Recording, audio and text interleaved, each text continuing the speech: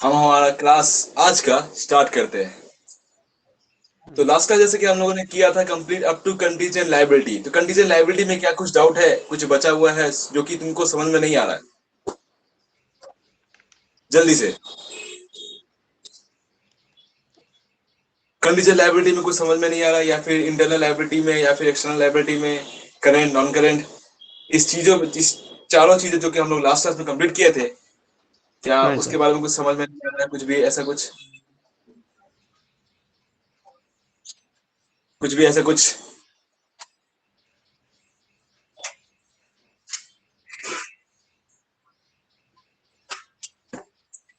Sir conditional liability मतलब sir एक doubt है कि सर कंडीशन लाइबिलिटी क्या सर सिर्फ मतलब फ्यूचर के लिए काम आता है, मतलब काम फ्यूचर काम का इवेंट। बात हम कब बोले? काम का बात में नहीं बोले, हम सिर्फ बोले कि वो अराइज हो सकता है, अराइज नहीं भी हो सकता है, अच्छा। अराइज हो सकता है, अराइज नहीं भी हो सकता है, ऐसा लाइबिलिटी। क्योंकि जितना लाइबिलिटी तुमको पता होगा कि तुम्हारा पता है कि अराइज होगा ही होगा। मैंने हाँ किसी सर। दोस्त से उधार लिया, उस दोस्त ने मुझे मेरा अपना पैसा वापस मांगेगा ही मांगेगा, चाहे कुछ भी हो जाए। और वो चाहकर भी, और तुम चाहकर भी उसका पैसा को नहीं बोल सकता कि हम नहीं देंगे तुम्हारा पैसा। अब बात अलग है कि सब लोग करता है ऐसा, लेकिन नॉर्मल केसेस में जब बिजनेस होता है, जब कोई ट्रांजेक्शन होता है, जब क्रेडिट ट्रांजेक्शन होता है, तो तुम्हारा वो ऑब्लिगेशन हो जाता है कि तुमको उस क्रेडिटर को अपना पैसा जो है, जो तुमने उसे लिया है उधारी में, या फिर उधार में माल खरीदा है, उस उधार में माल खरीद कर जो पैसा उसका क्रेडिटर का हुआ है, वो तुमको वापस देना पड़ेगा।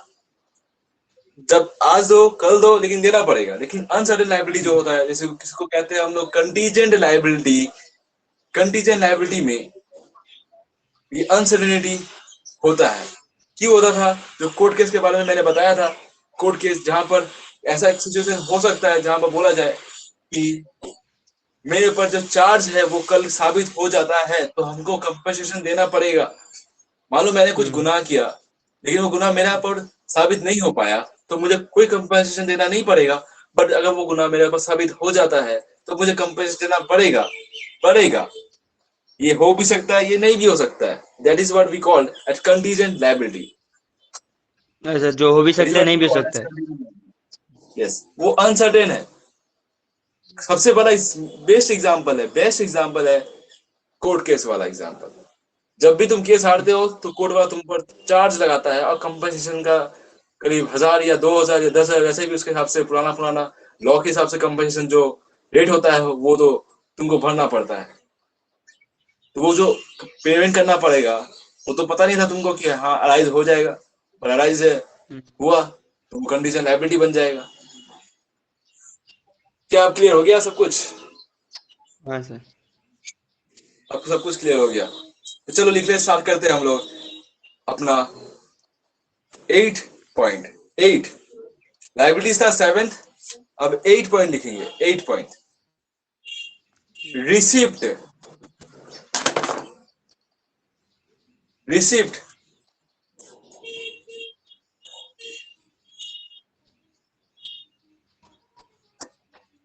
रिसिप्ट। RECIEPT।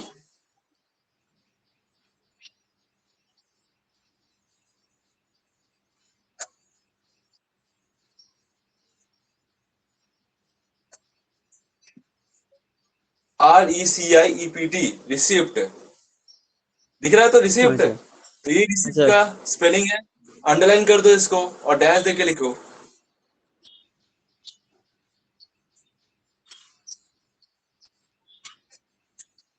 अंडरलाइन कर दो, डैश देके लिखो।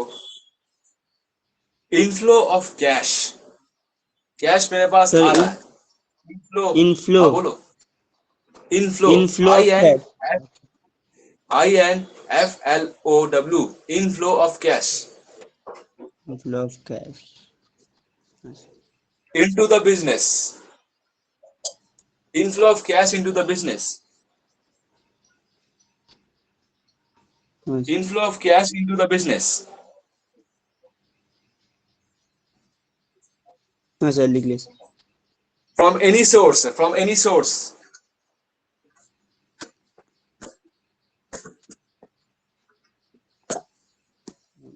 source. हाँ sir. From any source, such as sale of goods and services,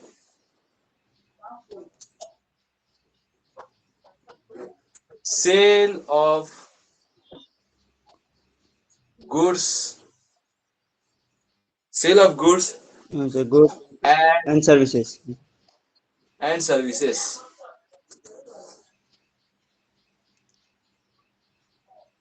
दिखिए सर्विसेज, हाँ sir.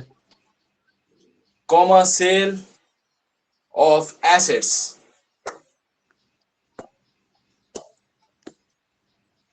comma sale of assets,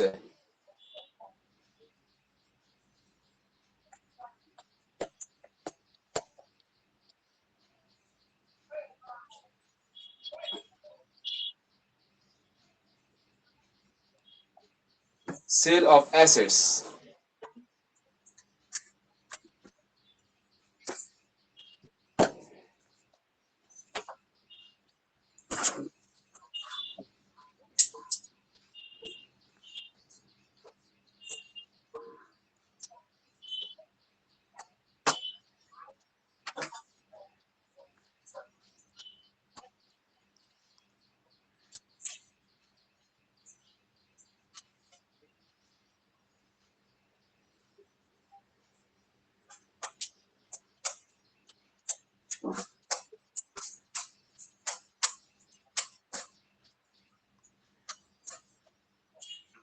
sale of assets लिख लिए. हाँ सर.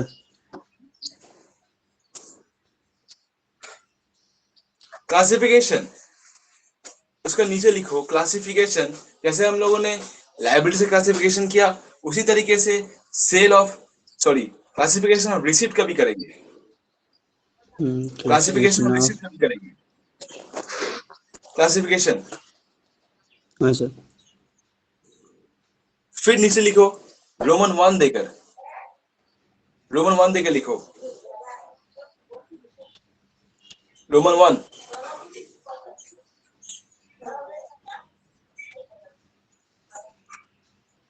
रेवेन्यू रिसिप्ट है.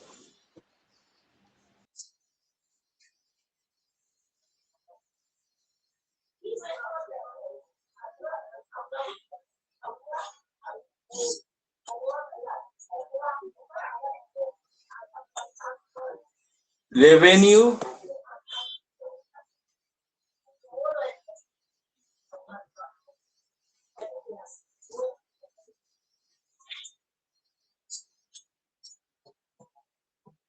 Receipt, revenue receipt.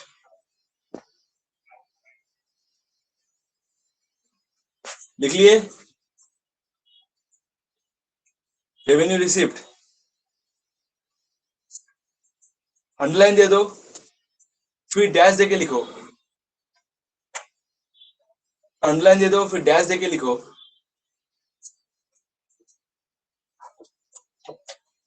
Recurring receipts, recurring,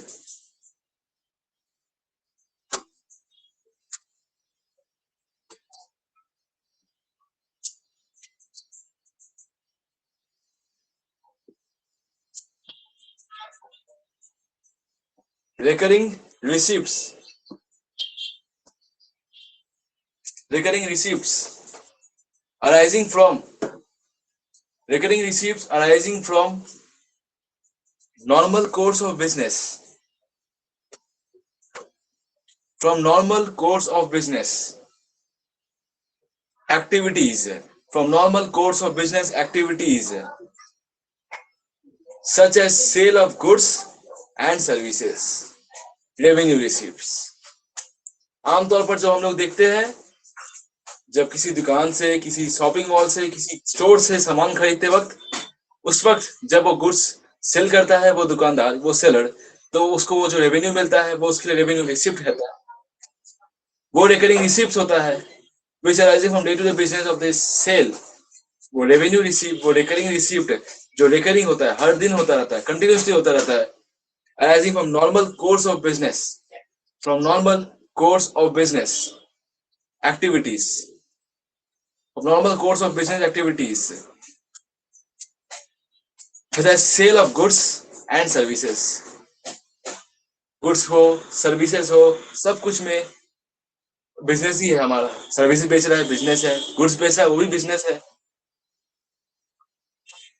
So that is what we call as recurring revenue received.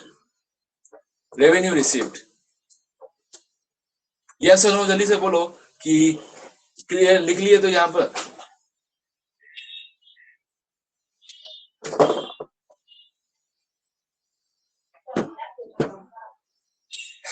लिख लिए तो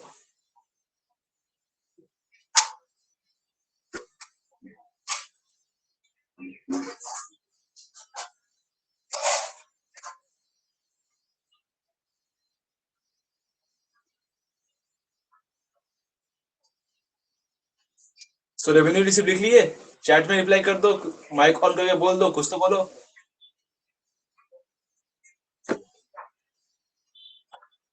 लिख लिए।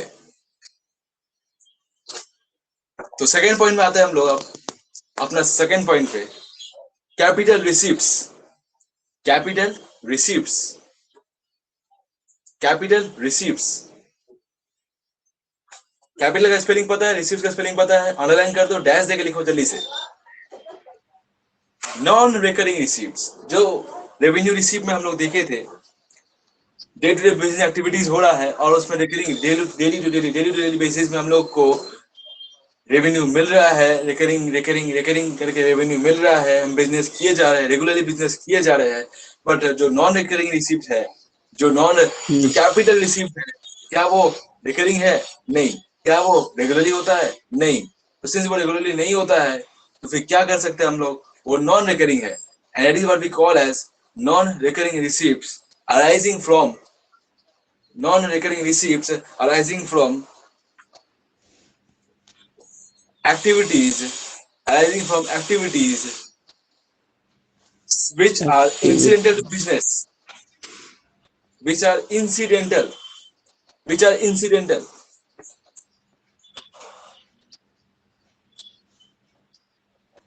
Sir, which are incidental business. which are incidental to business. Incidental spelling दिख रहा है? Incidental to business, which are incidental to business, comma incidental to business. ये word बहुत इंपॉर्टेंट है, incidental, comma but not from,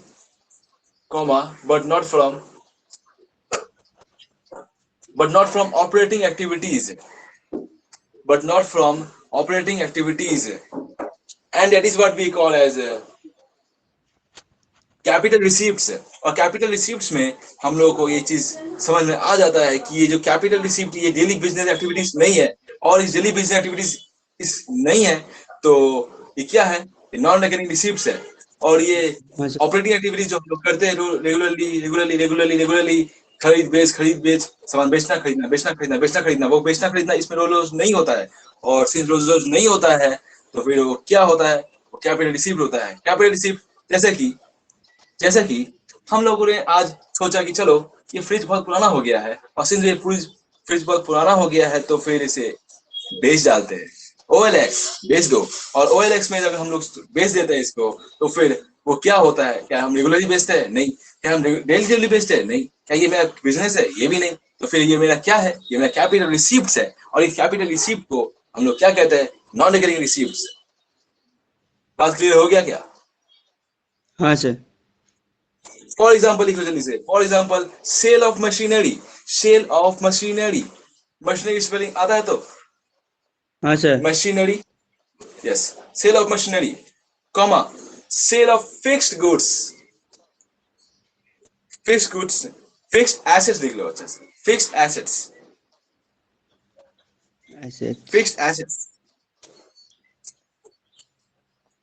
और हाँ sir. Life में एक ही बार मिलता है क्या? Bank loan. और बैंक लोन को देना कब मिलता है? वो जिंदगी में एक ही बार मिलता है, या 2 बार मिल सकता है, 3 बार मिल सकता है, लेकिन रेगुलरली तो बैंक लोन नहीं मिलता है। तो बैंक लोन क्या है? हमारा कैपिटल रिसीव्ड है। जो चीज रेगुलरली नहीं होता है उसे कैपिटल रिसीव्ड कह लो। क्योंकि वो इंडिकेट करता है कहीं ना कहीं बिजनेस से रिलेटेड है, लेकिन वो कहीं ना कहीं हमारा वो कहीं ना कहीं रेगुलरली नहीं होता है। और वो रेगुलरली नहीं होता है क्योंकि उसमें कुछ ज्यादा अमाउंट का, बड़ा अमाउंट का लेन देन होता है। ऐसे कि फ्रिज बेच दिया, लोन ले लिया, मशीनरी बेच दिया, पुराना मशीनरी पुराना हो गया, सेकंड हैंड हो गया, बेच दिया, गाड़ी पुराना हो गया, बेच दिया। That's it, and that's what we call as capital receipt. 9 number, ये था हमारा 8 नंबर रिसिप्ट के बारे में हो गया। 9 नंबर जल्दी से लिखो।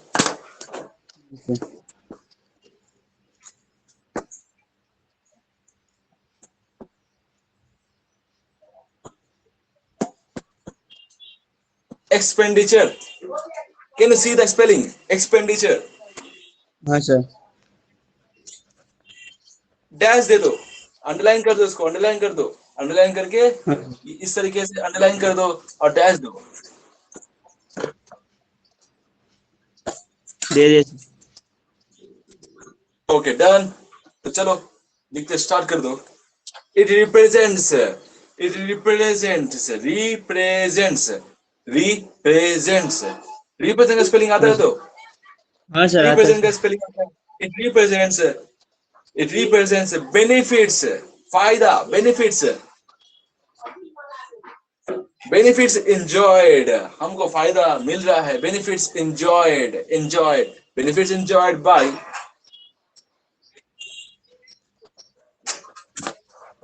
benefits enjoyed by the business, by the business, व्यापार, by the व्यापार, by the business, in form of, by the business in form of goods, comma assets, comma services,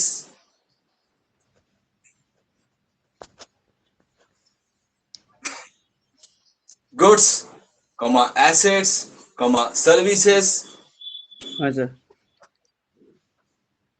for which money is payable, for which money is payable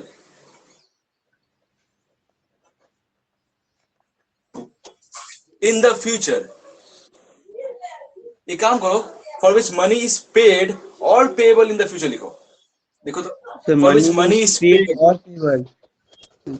money is paid लिख लिए, और payable in the future, और payable in the future। हाँ sir. Okay done. तो ये expenditure का definition हो गया। जैसे कि पहले बार हम लोग लिखवाए थे रिसिप्ट का डेफिनेशन, उसके बाद क्या लिखे थे, क्या लिखे थे उसके बाद, रिसिप्ट के बाद? सर रिसिप्ट, रिसिप्ट के बाद sir classification of receipt. Classification of expenditure, जल्दी से।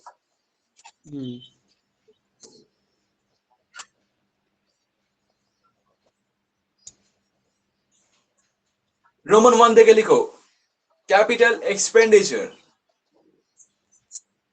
Capital expenditure. सर उसका रोमन 1। हाँ सर दे दे। कैपिटल एक्सपेंडिचर लिख लिए, डैश देके लिख लो। It results,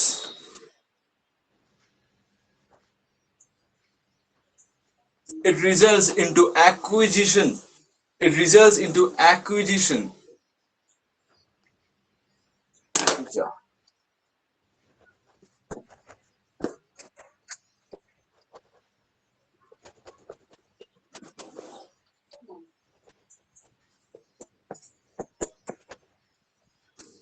acquisition, can you spell the spelling? हाँ sir. Acquisition, ACQUISSITION, acquisition. It results into acquisition of fixed assets, acquisition of ऐसे। fixed assets, हाँ sir. fixed assets of permanent nature, of permanent nature, permanent, 5 साल, 7 नीचे। साल, 8 साल, 10 साल। TV तो 20-20 साल तक चल जाता है, फिक्स एसेट है। लेकिन वो हमारा इंडिविजुअल हाउस होल्ड के लिए आता है, बट बिजनेस में वो तो मशीनरी हो जाता है। Machinery, plant, big big boilers, they are all fixed assets. And since they are fixed asset, they are permanent nature, क्योंकि कम से कम 5 साल 7 साल 8 साल 10 साल तो चलता ही है। ऐसा नहीं कि पूरा बिजनेस हर दिन चलेगा, ऐसा भी नहीं है कि वो एक दिन में खत्म हो जाएगा। वो कम से कम 5 साल 10 60 साल 10 साल तक कम से कम चलता ही है। तो वो क्या है, वो फिक्स एसेट है ऑफ परमानेंट नेचर, और उस पर जो खर्चा किया मैंने उसको खरीदने के लिए, वो क्या है मेरा, वो क्या है मेरा, वो क्या है मेरा, सर वो है मेरा वो क्या है, अभी अभी मैंने बोला, जो खर्चा सर किए खरीदने के लिए, जो खर्चा किए खरीदने के लिए उस particular fix asset of permanent nature, तो वो खर्चा क्या है हमारे लिए, वो खर्चा क्या है हमारे लिए, सर एक्सपेंडिचर, क्या एक्सपेंडिचर है, कौन सा एक्सपेंडिचर ये,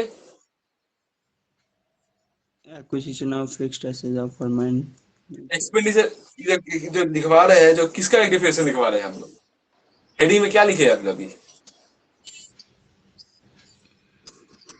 तुम्हारे सामने डेफिनेशन और सामने वो आंसर है। ये जो डेफिनेशन लिखवा रहे हैं, it results into acquisition of the fixed assets of permanent nature, ये किसका डेफिनेशन है, किसका डेफिनेशन है ये ला? सर ये है result in acquisition of fixed assets of permanent in nature is called capital expenditure, capital expenditure, अभी अभी तो मैंने लिखवाया उसको, अभी भी मैंने लिखवाया कि नहीं लिखवाया, अभी भी मैंने लिखवाया, डैश देने बोला तुम्हें, डैश देके तुमने स्टार्ट हाँ। किया अपना डेफिनेशन लिखना, तो फिर कैसे अच्छा बोल सर, दिया, कैपिटल एक्सपेंडिचर सर पहले लिखना था डैश देने के पहले। तुम क्या लिखे, फिर नहीं लिखे क्या, नहीं सर, मैं लिखा सर क्लासिफिकेशन और एक्सपेंडिचर, फिर सर मैं उसके नीचे डायरेक्ट डैश दे के लिख दिया उसे। कैपिटल एक्सपेंडिचर लिखो, इसलिए तो तुम नहीं बोल पा रहे थे, ठीक है, लिखो कैपिटल हाँ एक्सपेंडिचर लिख कर अंडरलाइन करो, डैश दे, उसके बाद वो डेफिनेशन स्टार्ट करो। हाँ sir.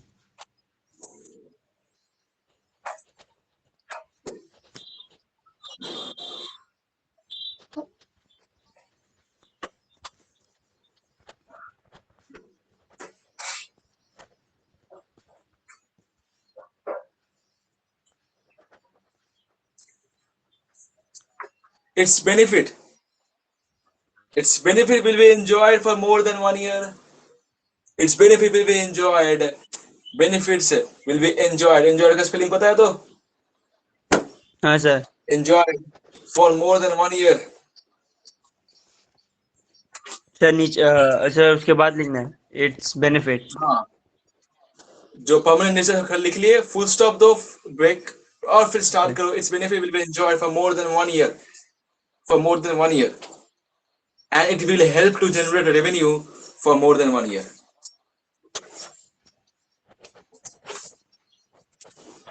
and it will help to generate revenue for more than 1 year, for more than 1 year, full stop दे दो, फुल स्टॉप देके नेक्स्ट पैराग्राफ आ जाओ, next paragraph,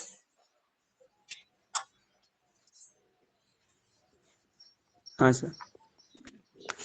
it is a non-recurring expenditure, it is a non-recurring expenditure in nature, it sir is it a is non-recurring, it is a non-recurring expenditure in nature, non-recurring expenditure in nature, in nature. हाँ sir. in nature मतलब उसका personality वैसा है, उसका नजरिया वैसा है, हम लोग जब उसको देखते हैं तो वो एक कैपिटल एक्सपेंडिचर है जो कि नॉन रिकरिंग इन नेचर है। नॉन रिकरिंग क्यों, क्योंकि बार बार तो कैप मशीनरी खरीद नहीं सकते, रोज रोज मशीनरी खरीद नहीं सकते, मशीनरी तो एक बार ही खरीद आता है और उसी को आप लोग यूज करते हैं अपना बिजनेस को बढ़ाने के लिए, अपना बिजनेस को एक्सपैंड करने के लिए, और अपना बिजनेस को हेल्प करने के लिए, जिससे कि हमको बेनिफिट मिलता है, और बेनिफिट और रेवेन्यू जनरेट होता है, जो कि हमारे अभी अभी लिखवाया। और since it is a non recurring expenditure in nature, full stop दे दो, फुल स्टॉप देके स्टार्ट करो, एनी एक्सपेंडिचर इंकर्ड,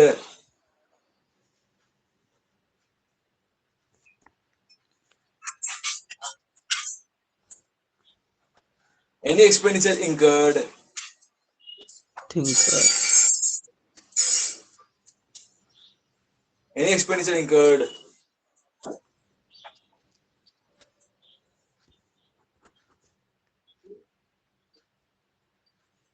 हाँ Any सर हाँ expenditure sir incurred to bring non to bring any expenditure incurred to bring a fixed asset into use.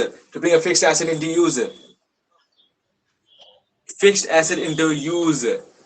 देखो fix asset तो खरीद सकते हैं कैपिटल एक्सपेंडिचर करके, बट उसको चालू करना तो हमारा काम है।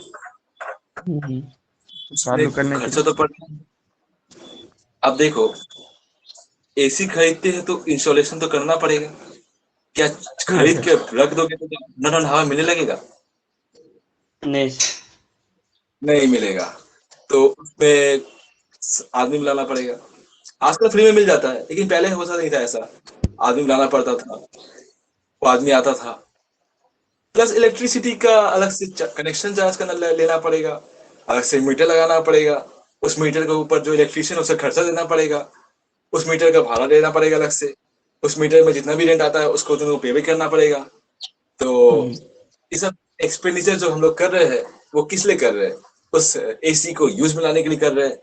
और यार इसको हम लोगों ने अपना जो डेफिनेशन है, ये वही डेफिनेशन लिख रहा है कि any expenditure which is incurred to bring a fixed asset into use.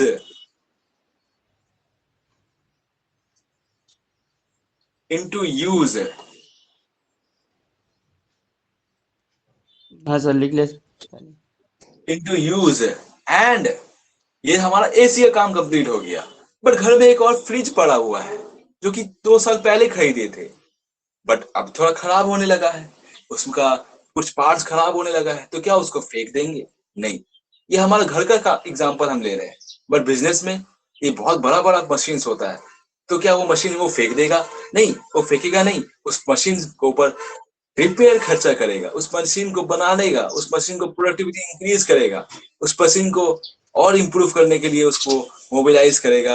जो ऐसे कि हम लोग अपना बाइक में या फिर मोटरसाइकिल या फिर कार में उसको सर्विसिंग भी देते हैं कि नहीं देते सर हैं, मतलब उस ताकि रिसाइकल वो और सर्विस अच्छे से काम कर सके, वो और अच्छे से चल सके। तो खरीदते वक्त तो सारा एक्सपीरियंस से करते हैं, वो तो एक काम अलग हो गया। बट जो पुराना मशीन है, उसमें उसको प्रोडक्टिविटी को इंक्रीज करने के लिए जो खर्चा करते हैं, वही खर्चा वही चीज हम लोग अपने डेफिनेशन में लिख रहे हैं। और डेफिनेशन में क्या लिख रहे हैं कि any expenditure to bring an as fixed asset into use, and also those expenditures incurred on an existing fixed asset.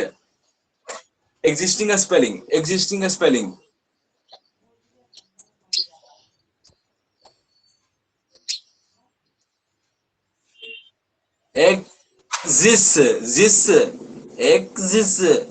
Sir आता है सर स्पेलिंग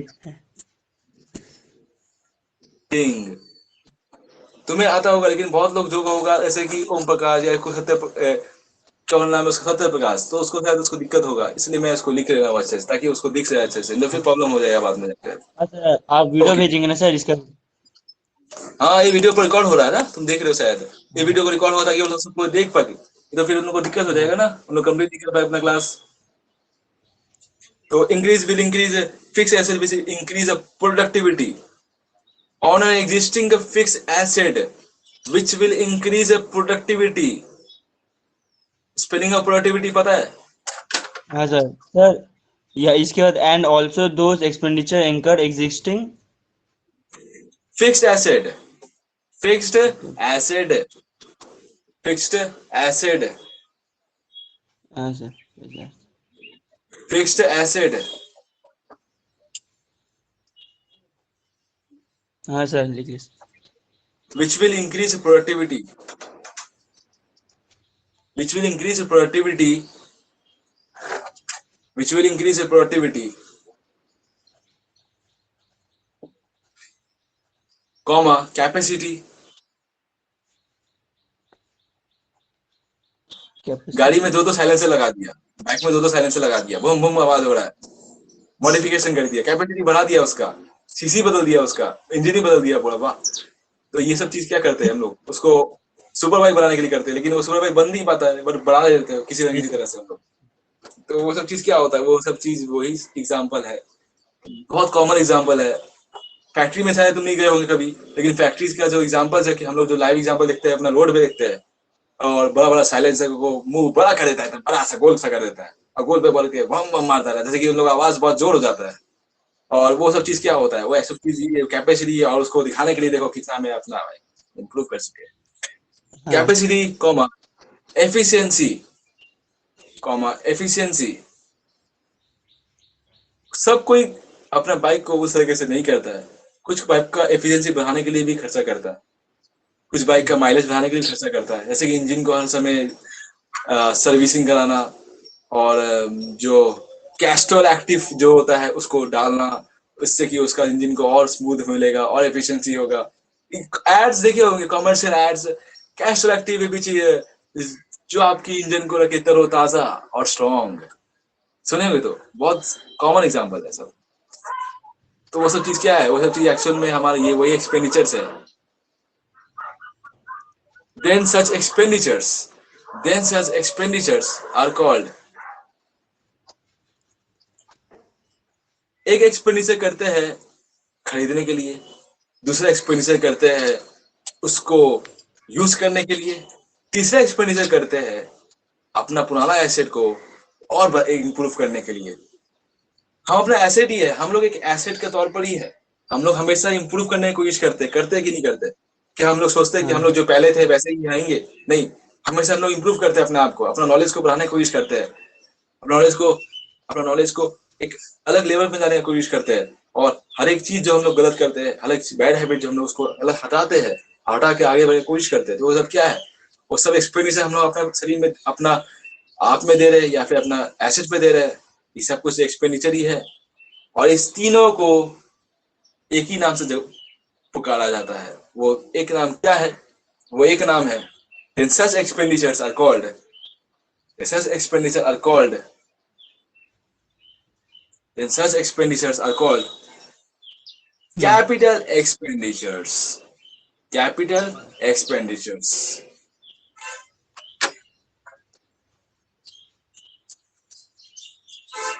हाँ सारा एक्सपेंडिचर, ऐसा भी एक्सपेंडिचर हो जो कि खरीदते वक्त हो, परमानेंट नेचर, सर्विसिंग कराना, उसको इम्प्रूव करना, इंस्टॉलमेंट खर्चा जो करते हैं हम लोग अपना इसी को यूज करने के लिए, तो क्या वो रोज रोज करते हैं? नहीं, वो एक बार करते हैं और वो फिर लगा रहता है, और फिर ठंडा ठंडा हवा खाते हैं।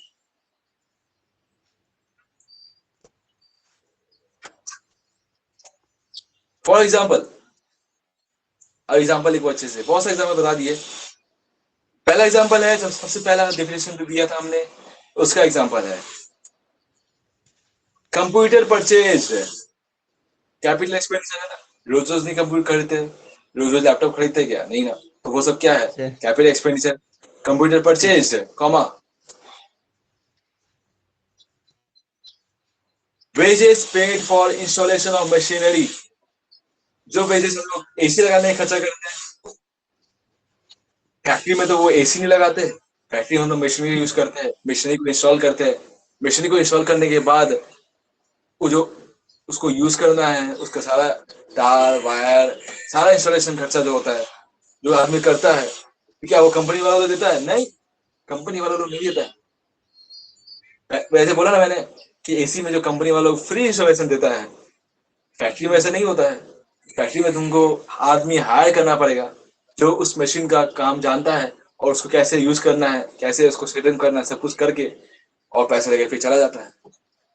तो वो जब पैसे लेके चला जाएगा, तो उसको जो वेजेस पेमेंट कर रहे हैं, तो वो क्या है? इंस्टॉलेशन खर्चा है उस मशीन को यूज करने के लिए। तो वो क्या है?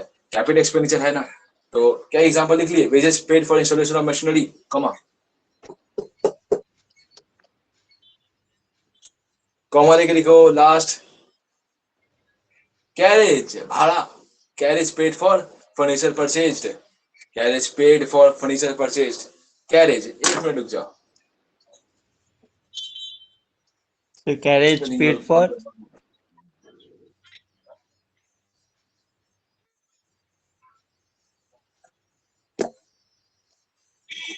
कैरेज, क्या स्पेलिंग लिखे अच्छे से? सर कैरेज लिखे इस, कैरेज फॉर एक मिनट जाओ।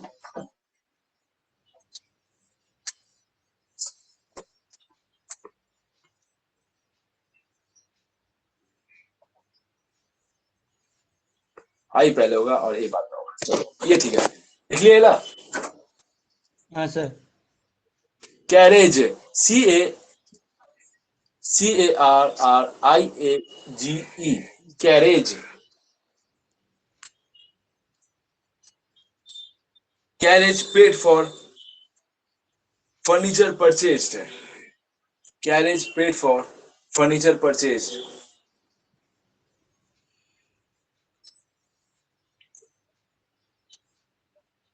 मेरे से भी स्पेलिंग गलती हो जाता है।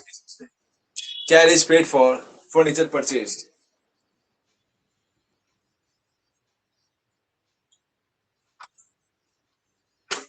ये तो हो गया हमारा कैपिटल एक्सपेंडिचर, कुछ भी डाउट नहीं होगा इसमें। चलो हम लोग अब सेकेंड रोमन 2 लेके लिखो, रोमन 2 देके लिखो, रोमन 2। हाँ सर रेवेन्यू एक्सपेंडिचर, रेवेन्यू का स्पेलिंग पता है, एक्सपेंडिचर का स्पेलिंग पता है, revenue expenditure.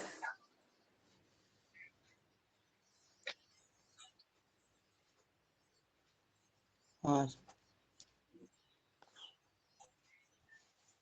Capital expenditure recurring नहीं होता है, डेली बेसिस में नहीं होता है, but revenue expenditure daily basis में होता है। और सिंस डेली बेसिस में होता है तो उसको हम लोग क्या कह सकते हैं, recurring expenditure.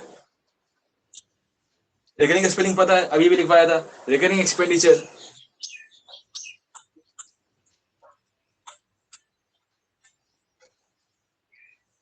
incurred, recurring expenditure incurred,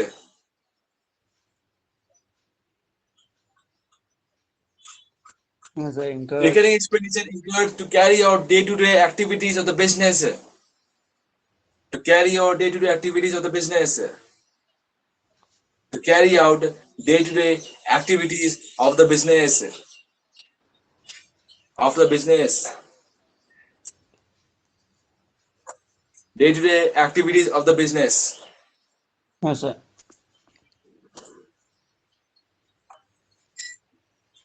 whose benefits whose benefits will be consumed within 1 year, whose benefits will be consumed within 1 year, whose benefits will be consumed within 1 year.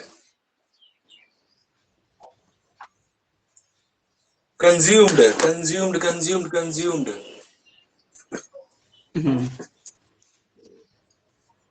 लिख ले sir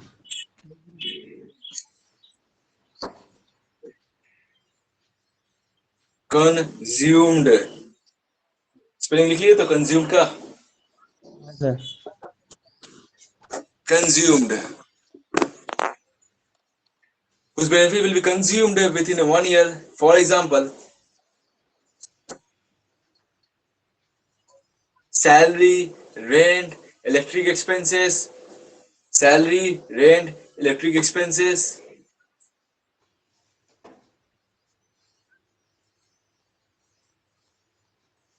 sir electric salary, salary लिख लिए, comma rent लिख हाँ लिए, sir हाँ sir comma electric expenses और charges, electric expenses और चार्जेस, इलेक्ट्रिक एक्सपेंसेस और चार्जेस, हाँ एक्सेट्रा। सर लिख ले सर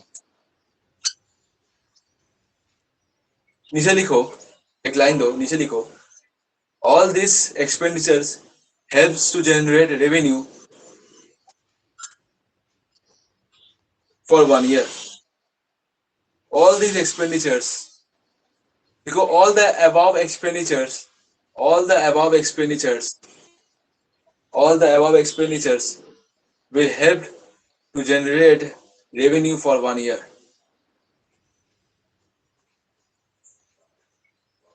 एक बार सैलरी देने पर एक ही महीने का काम मिलेगा, दूसरा महीने काम करने के लिए दूसरा सैलरी देना पड़ता है। रेंट भी एक महीना का दे रहोगे तो एक महीना रेंट भी देना पड़ेगा, अगर 10 महीना रहोगे 10 महीना एक साल रहोगे तो एक साल का रेंट ही मिलेगा, बेनिफिट मिलेगा।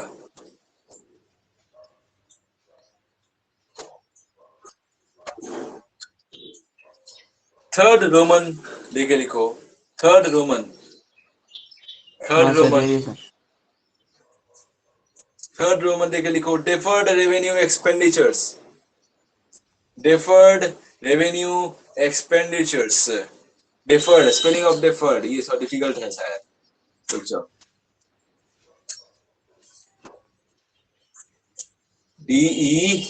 DEFF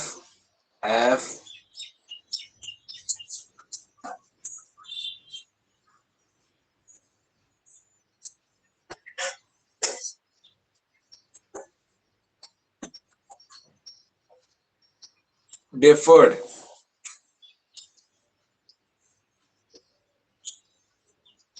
deferred revenue expenditure, revenue expenditure पता है, deferred, हाँ sir. DEFERRED, deferred, deferred revenue expenditure।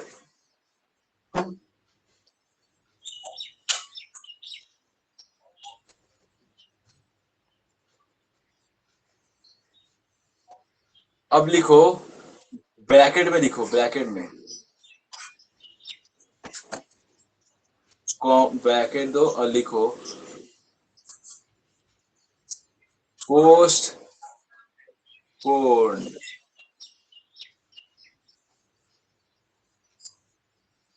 Postpone, बहुत कॉमन हाँ वर्ड सर। है, जब वर्ड सुनते थे हम लोग को खुशी होता था बहुत।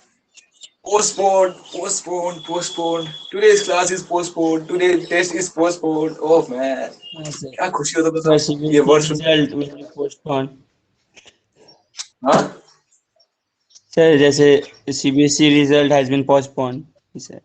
पोस्टपोन, तो ये पोस्टपोन जब वर्ड सुनते थे हम लोग कितना मजा आता था, दिल से बहुत बोलो तो मजा आता था।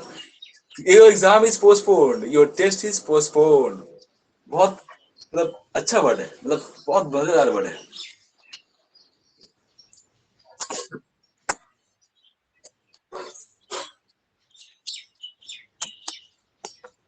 सो पोस्टपोन लिख लिए, ये पोस्टपोन्ड एक्सपेंडिचर है, डिफर्ड एक्सपेंडिचर है। ये एक्सपेंडिचर थोड़ा थोड़ा करके चार्ज होता है, जैसे ईएमआई देते हो ना, ईएमआई, ईएमआई देते हो, ईएमआई किसी भी चीज को खरीदते हुए, ऐसे आजकल सभी चीज ईएमआई में होता है, तो हम लोग क्या करते हैं, महीना महीना या साल भर के साल भर में ईएमआई पेमेंट करते हैं। तो जो एक्सपेंडिचर है वो एक एक्चुअल में एक्सपेंडिचर तो नहीं होता है, वो हमारा लोन होता है और उस लोन को पेमेंट करना होता है, और उस पेमेंट करते करते हम कैसे हर साल या फिर महीना महीना में करके पेमेंट करते हैं। बट जो एक्सपेंडिचर होता है, एक ऐसा एक्सपेंडिचर है, ये ऐसा एक्सपेंडिचर है जिसके ऊपर जो एक्सपेंडिचर हम लोग खर्चा करते हैं वो एक बार में चार्ज नहीं करते, उसको उसी ईएमआई के जैसा हर महीना महीना या फिर साल भर के हिसाब से उसको डिडक्ट करते जाते करते जाते। जब हम डेफिनेशन लिखेंगे तो और भी क्लियर हो जाएगा इस बात को। Huge revenue expenditure, huge revenue expenditure, बहुत ज्यादा बड़ा अमाउंट होता है ये, huge revenue expenditure,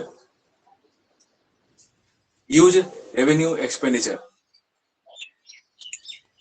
incurred whose benefit, huge revenue expenditure incurred, revenue expenditure incurred, capital expenditure incurred, revenue expenditure incurred, huge revenue expenditure incurred, huge revenue expenditure incurred, whose benefit is felt, हाँ sir लीजिए। whose benefit is felt, whose revenue expenditure incurred, whose benefit is felt, whose benefit is felt for more than 1 year, whose benefit is felt for more than 1 year, whose benefit is felt for more than 1 year, for more than 1 year. Then such expenditure, then such expenditure is spreaded for more than 1 year. Then such expenditure is spreaded, spreaded spreaded का spelling पता है? हाँ sir, SPREADED।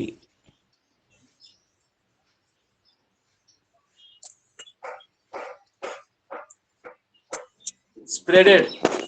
Such expenditure is spreaded over the years, over a number of years. लिखो over a number of years.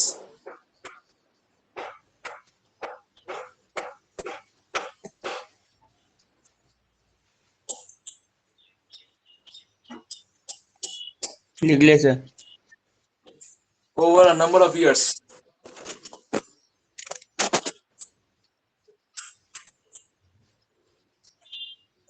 To be charged. To be charged. To be charged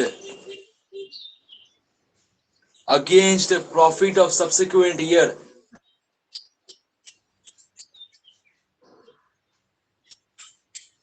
So against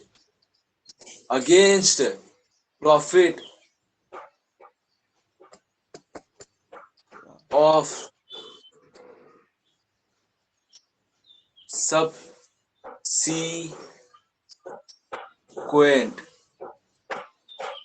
subsequent against profit of subsequent.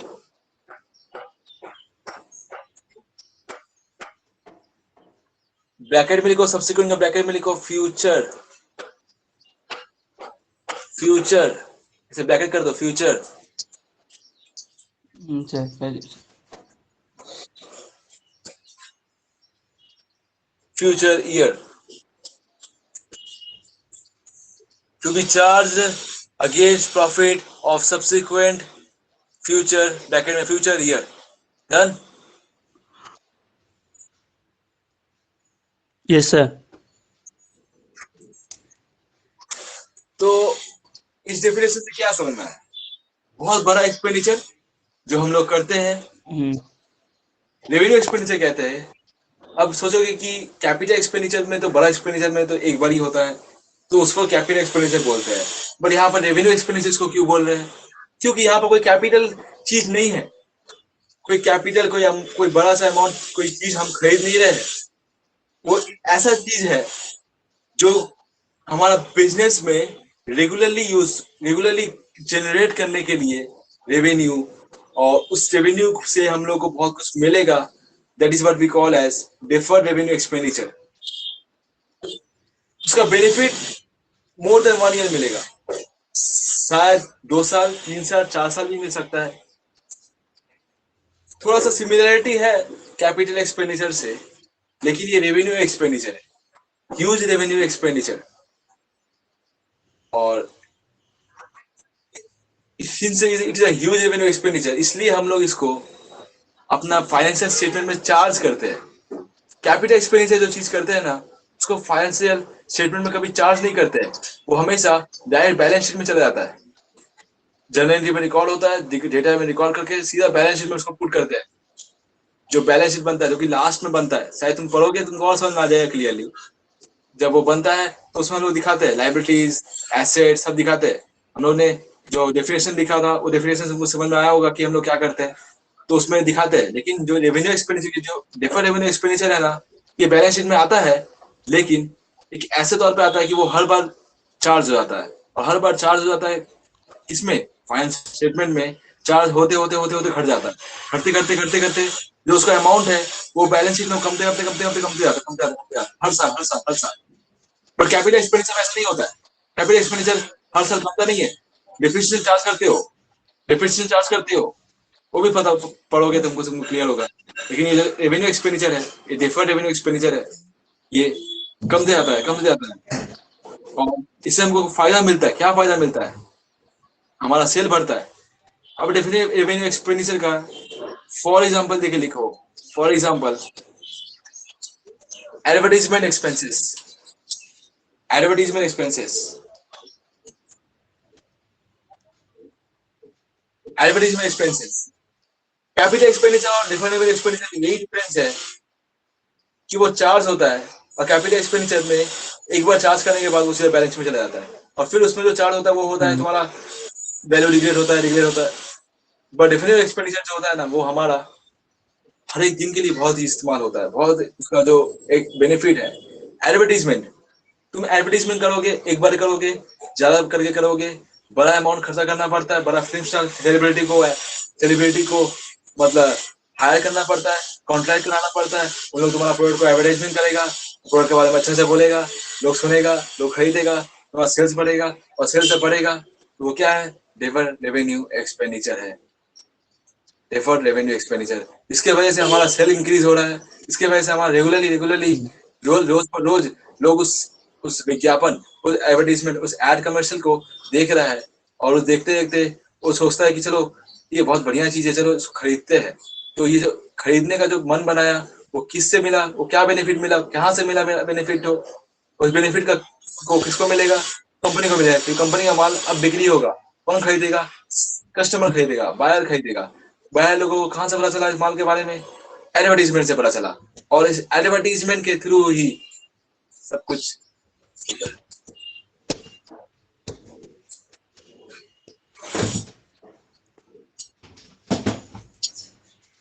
देखो last में लिखा है to be charge against subsequent profit, हर profit में charge होता है, ऐसे में देखना, ये फाइनल स्टेटमेंट में आता है, हर प्रॉफिट चार्ज होता है, चार्ज होता है, charge. So it profit has to कमाने के be लिए charged. खर्चा करना पड़ा। Sir, it has to be charged. तुम कहाँ पर चले गए, कहीं पर छूट गया क्या तुम्हारा, लास्ट में लिखे थे सब्सिक्वेंट ईयर तक, लिखे थे सब्सिक्वेंट ईयर तक। हाँ sir, subsequent year, for example advertisement expenses. हाँ सर। बस, और लिखने की जरूरत नहीं है, इतना तो बोल लेते हैं कि तो वो ले, ये सब सिर्फ एक्सप्लेनेशन कर देते, और ये एक्सप्लेनेशन के थ्रू ही आपको समझ में आएगा कि मैं क्या बोलने की कोशिश कर रहा हूँ, और एक्सप्लेनेशन के बाद सब कुछ क्लियर हो जाएगा। प्रॉफिट कमाने के लिए खर्चा करना पड़ा, क्या खर्चा किए थे, एडवर्टीजमेंट खर्चा, जिससे कि लोग पता चले और लोग उसको जाने पहचाने समझे कैसे। हम्म 10 नंबर लिखो, 10 number, 10 number,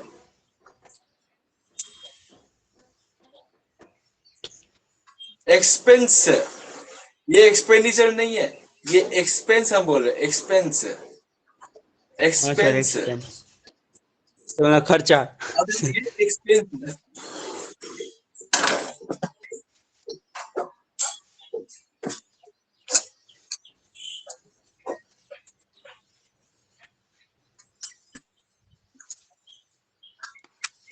expense,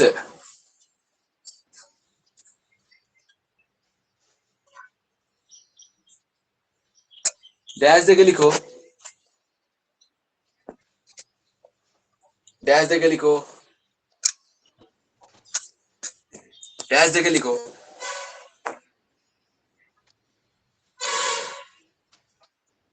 It is the cost incurred.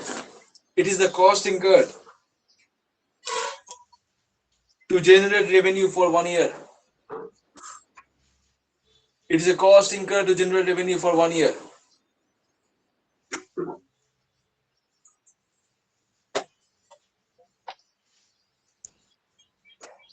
It is a cost incurred to generate revenue for 1 year. देखो तुमको लगेगा कि ये कभी काफी हद तक रेवेन्यू एक्सपेंडिचर से मैच करता है। So it is a cost incurred. It is a cost incurred to generate revenue for 1 year. It is a cost incurred to generate revenue for 1 year. हाँ सर, लिख लीजिए। It is an expired cost. It is an expired cost. It is the expired cost of services enjoyed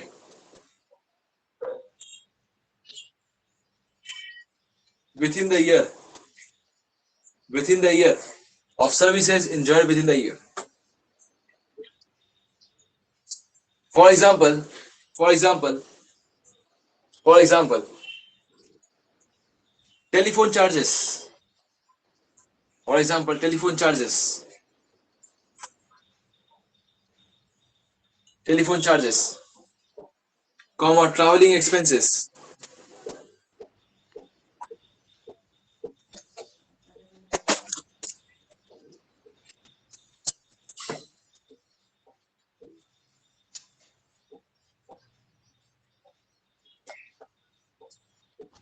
travelling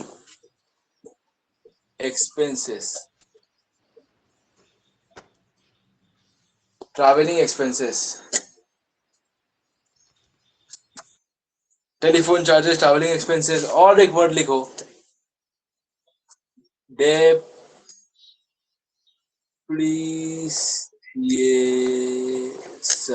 sorry,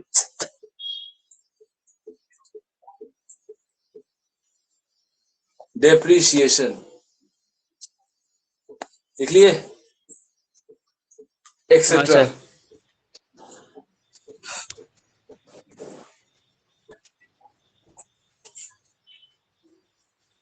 depreciation etcetera लिख लिए। तो देखो, हाँ हम sir. लोग ट्रैवल करते हैं, रेवेन्यू एक्सपेंडिचर करते हैं, खर्चा करते हैं, ट्रैवल करते हैं, रेवेन्यू एक्सपेंडिचर खर्चा करते हैं, और खर्चा करने के बाद टेलीफोन खर्चा करते हैं, टेलीफोन खर्चा करते हैं, टेलीफोन, हेलो कौन, कौन, टेलीफोन खर्चा करते हैं, और टेलीफोन खर्चा करने के बाद ही हम लोगों को लोगों से बात करते हैं, लोगों से इंटरेक्ट करते हैं, लोगों से समझते हैं, लोगों से सोशल कनेक्शन बनाते हैं, और तब जाकर हमारा गुड्स और प्रोडक्ट सेल होता है। तो ये जो एक्सपेंडिचर्स है, जैसे तुमने सीखा होगा, बहुत सारा एक्सपेंडिचर होता है, जैसे कि कॉल लगा आके बोलता है, सर लोन लेबेन, सर अकाउंट खोलबेन, सर क्रेडिट कार्ड चार्ज, करता है ना, करता होगा।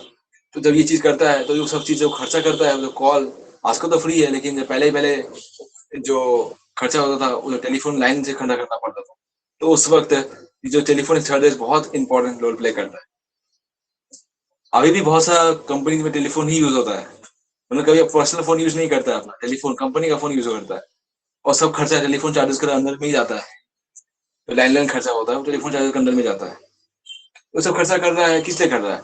जैसे कि लोगों को पहुंचा सके, अपना सर्विसेज को बता सके, देखो हम ये कर रहे हैं, हम ये स्टार्ट किया है। ऐसे ही मैंने स्टार्ट किया अपना पढ़ाना, और जब पढ़ाने को स्टार्ट किया तो मैंने बहुत लोगों को मैसेज किया, बहुत लोगों को एडवर्टाइज किया, अपना वीडियोस को अपलोड किया, अपने वीडियोस को पब्लिकली अपलोड किया, लोगों से इंटरेक्ट किया, इंटरेक्ट नहीं किया बट लोगों तक तो पहुंचाया, एडवर्टाइजमेंट किया, टेलीफोन के थ्रू अपना खर्चा करके, अपना जो भी जो कर सकता था मैं कर किया, और तब जाकर लोगों को शायद पता चला, थोड़ा बहुत जो भी पता चला, लेकिन पता चला। तो ये क्या है, सब चीज एक्सपेंडिचर जो खर्चा कर रहा है वो सब क्या है, टेलीफोन चार्जेस हो गया, ट्रैवलिंग एक्सपेंसेस हो गया, तो सब चीज क्या है, all those things are very important, and these are expenses incurred to generate revenue for 1 year, for more than 1 year, for more than one एक year साल से ज्यादा लगते हैं।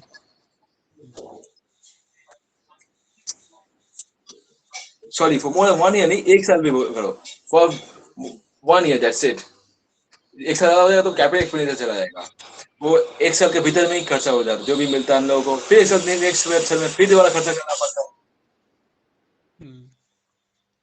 देखो बहुत लोगों का पैकेज होता है, पता है, package, annual package, annual salary package, 12 lakh, 10 lakh, 8 lakh, ऐसे पैकेज होता है ना, सुने होंगे बहुत बार। तो सब पैकेज क्या होता है, वो हाँ पैकेज सर। एक साल के पेमेंट करने के बाद उस एक साल के अंदर में तुमको सारा एक्सपेंडिचर जो भी बेनिफिट मिलने का था वो मिल जाता है। नेक्स्ट ईयर जब जाते हो तो नया से पैकेज फिर देना पड़ता है, तो नया से पैकेज जब फिर देना पड़ता है तो उस साल के फिर मिलता है। तो ये सब क्या है कि वो विद इन द ईयर होता है ना, कि उस पैकेज से तुम सारा बच्चा सारा जिंदगी तुम उससे बेनिफिट लेना रहेगा। क्या वो होता है क्या? क्या वो होता है? नहीं होता है। तो ये बहुत कॉमन एग्जाम्पल हो गया। तो रेवेन्यू एक्सपेंडिचर काफी हद तक मैच करता है इसको। रेवेन्यू एक्सपेंडिचर में ये चीज बहुत हद तक इंटरेक्ट करता है, बहुत हद तक मतलब वे बहुत हद तक मिलता जुलता है।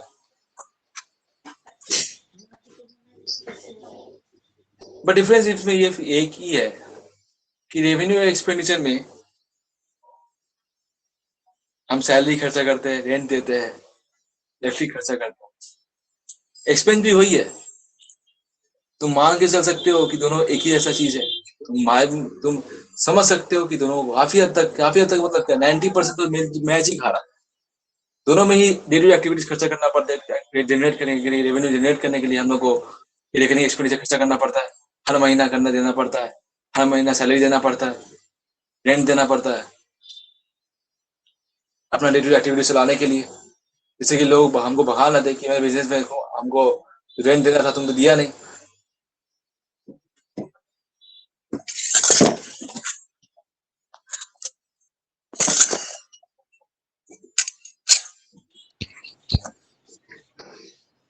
तो एक्सपेंस कंप्लीट हो गया तो? सर। हाँ हाँ सर। बोलो। सर वो बोले थे सर, 5 बजे सर गुड्डू सर का भी क्लास है सर, और मेरे घर से बहुत दूर है। 5 बजे तुम गुरु जी के पास जाता है? अब अभी जाता है वहां तक, जाता है क्लास करने? हाँ सर, हाँ सर। जाता है वहां पे क्लास करने अभी? हाँ सर। ओह। तो तुम कहाँ पर रहता है एक्चुअली, बोलो तो। सर मैं रहता हूँ सर ये महेश तला। महेश साला है वो, कहाँ पर एग्जैक्टली जगह तो? सर मुल्ला गेट के भी बहुत दूर। मुल्ला की से बहुत दूर है। तो वहां से तुम गुरु जी के पास आता है क्लास करने के लिए? हाँ सर। कौन सी क्लास करते हो वहां पर?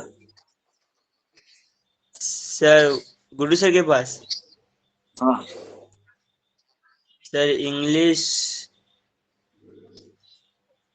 इकोनॉमिक, इंग्लिश पढ़ते हो? Sir BSc. हाँ सर। इंग्लिश पढ़ते हो?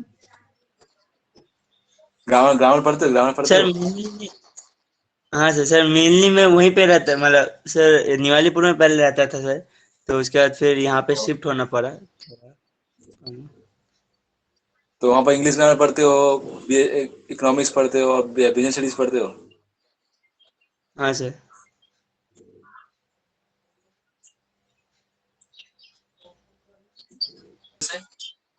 और उससे कोई भी समझ सके, ठीक है। तो देखो, हम लोग जैसे कि हम लोग ने डेफिनेटिव एक्सपेंडिचर कंप्लीट कर लिया, डेफिनेटिव एक्सपेंडिचर कंप्लीट कर लिया। हम लोगों ने इससे पहले रेवेन्यू एक्सपेंडिचर किया, एक्सपेंस किया, कैपिटल एक्सपेंडिचर किया, रिसिप्ट किया, रिसिप्ट का रेवेन्यू रिसिप्ट, कैपिटल रिसिप्ट। बहुत कॉमन कॉमन चीज है, बहुत इजीएस्ट चीज है, बहुत आसानी से समझ में आ जाएगा ये सब चीज क्या बोलने की कोशिश किया जा रहा है इसमें। और इस चीज को आई होप कि सब लोग पढ़ेंगे। उनका टेस्ट चल रहा है, वो लोग शनिवार तक टेस्ट चलेगा उनका। तो हो सकता है कि नेक्स्ट क्लास भी उन लोग नहीं ज्वाइन कर पाए। तो हम जैसे कि हो सकता है कि हम इसमें ऐसे करवाते रहे और उन लोग को वीडियोस भेज देंगे, जिससे कि उन लोग को अपना देख सकेगा बाद में। और कम से कम उन लोग को इतना बोल दिया जाएगा कि सब लोग देखे, तुम आया है, तुम देखा है, तुमने मुझे देखा है, तुमने मेरा पढ़ाई को देखा है, कैसा लगा पढ़ाई बताओ तो एक बार, थोड़ा सा अच्छा लगा कि बुरा लगा? सर अच्छा है सर। अच्छा है। अ, हाँ सर, कितना रेट थैंक्स करोगे सर। मेरे को, टेन में से कितना दोगे बताओ? सर 10 में से कितना दोगे मुझको? सर मैं कैसे दूंगा सर? नहीं, तुम दे सकते हो, तुम मेरा स्टूडेंट हो और स्टूडेंट को रेट देना अलाउड है।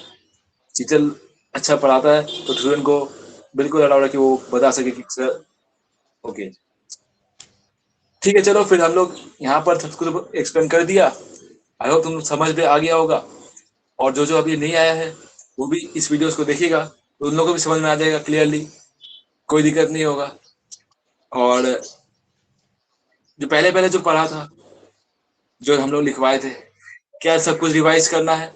सब कुछ रिवाइज करना है शुरू से, अकाउंटेंसी, ये सब कुछ जैसे कि तुमको अभी स्टार्टिंग है तो तुमको रिवाइज करना है उसको अच्छे से, ताकि तुमको कुछ दिक्कत ना हो। ठीक है, तो रिवाइज करो सब कोई। हाँ और याद भी करवाए हैं उसको भी रिवाइज करना है। हम जब बोल रहे हैं तो तुम लोग हाँ हाँ बोल देते हो, लेकिन पढ़ते तो कुछ भी नहीं हो। अब बोलो, क्या बोले? आई होप तुम लोग पढ़ोगे, पढ़ोगे तो। हाँ सर, सर मैं पढ़ता हूँ लेकिन थोड़ा थोड़ा वही मैं वही सर वही पढ़ो, याद करने जाए। जल्दी बोलो कि हाँ हम पढ़ेंगे और हम आपका बात बिल्कुल मानेंगे, जल्दी बोलो, बोलो बोलो। डर को कुछ भी नहीं, कुछ भी नहीं है। जल्दी से बोलो कि हम पढ़ेंगे, आपका बात हाँ बिल्कुल सर, मानेंगे सर। पढ़ूंगा सर। ओके, तूने मुझे बोला है पढ़ूंगा, तो आई गेस जब मैं नेक्स्ट क्लास आऊंगा तो मैं तुमसे पूछूंगा। हो सकता है कि वो लोग कल नेक्स्ट क्लास में ना आ पाए, लेकिन वीडियो से रिकॉर्ड होगा और उनको भी जाएगा और सबको भी जाएगा। और तुमसे जब पूछूंगा तो बताना, यही बोल सकता हूँ मैं। चलो आज क्लास एंड करते हैं और नेक्स्ट क्लास जब मिलेंगे फिर से रिकॉर्ड करेंगे, फिर से सब कुछ आगे बढ़ाएंगे। यस, ठीक है, बाय सर। Bye bye. तो आई गेस इस वीडियो को रिकॉर्ड मैंने कर लिया है, और जो जो इस वीडियो को नहीं देख पाया अभी तक, नहीं देखा है, इसका टेस्ट चल रहा है, टाइम निकाल कर जरूर से देख लो। और जब जिसको वीडियो को देख लोगे तो फिर सारा डाउट क्लियर हो जाएगा, क्योंकि आज थोड़ा नया सिखाया है मैंने। और रिकॉर्ड भी मैंने इसलिए कर रहा हूँ ताकि वो लोग तक पहुंच सके, तुम तक पहुंच सके, तुम लोग देख सको और इस वीडियो को लाइक जरूर कर दो। Bye bye.